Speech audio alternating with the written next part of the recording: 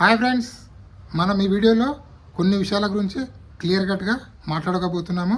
Big boss family members కోసము ఒక task పెట్టడం జరిగింది. అంటే ఎవరికి ఎన్ని మినిట్స్ ఉండాలని చెప్పి ఆ టాస్క్ పెట్టడం జరిగింది.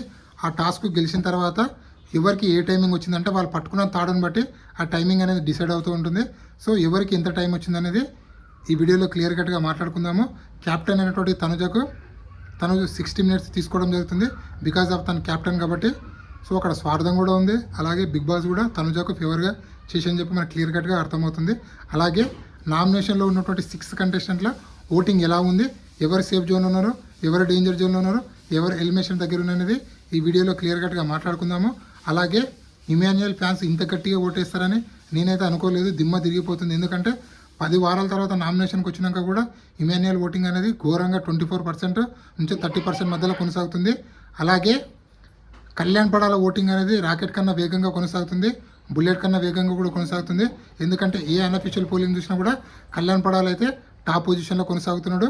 ఇదే విధంగా కళ్యాణ్ పడాల ఓటింగ్ కొనసాగితే 100% Kalyan Padala Bigg Boss 9 season 9 winner అయ్యే ఛాన్స్ అయితే ఉంది. అలాగే తనుజ గారు ఈ వారం నామినేషన్ లేకపోవడం అనేది కళ్యాణ్ పడాల ఫ్యాన్స్కు చాలా ప్లస్. అలాగే కళ్యాణ్ పడాల కూడా చాలా ప్లస్. ఎందుకంటే న్యూట్రల్గా ఉన్న ఆడియన్స్ కూడా కళ్యాణ్ పడాలకు సపోర్ట్ చేసే ఛాన్స్ ఎక్కువ మొత్తంలో ఉంటుంది.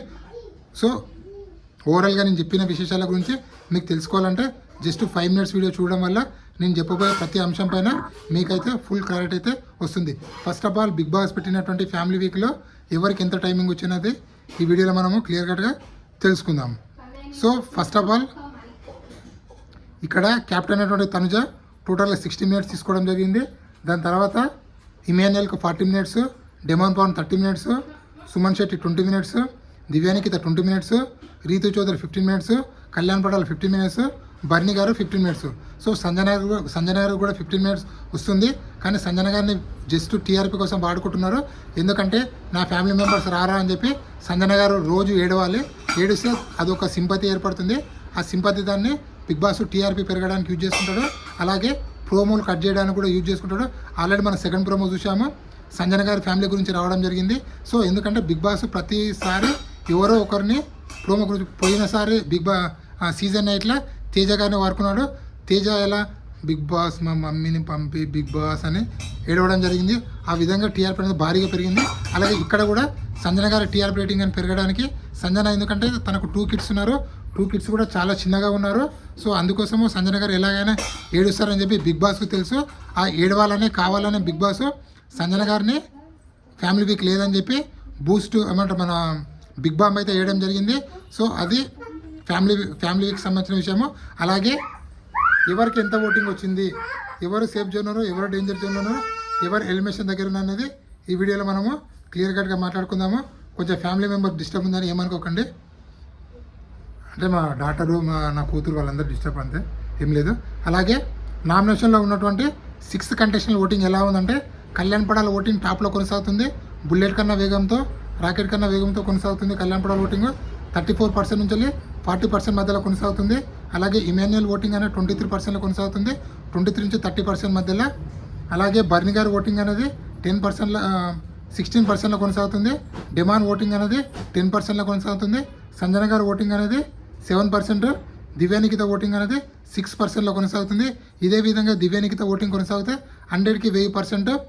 దివ్యానికిత అస్సాం ట్రైన్ ఎక్కాల్సిందే, అంటే ఎలిమినేషన్ కావాల్సిందే. సో ఇక్కడ కళ్యాణ్ పడాల ఓటింగ్ ఇంక్రీజ్ అవ్వడం కారణం ఏంటంటే సండే సాటర్డే ఎపిసోడ్లు టెలికాస్ట్ అయిన తర్వాత తనుజ గారి ఓటింగ్ అనేది కొంచెం డ్రాప్ అయింది.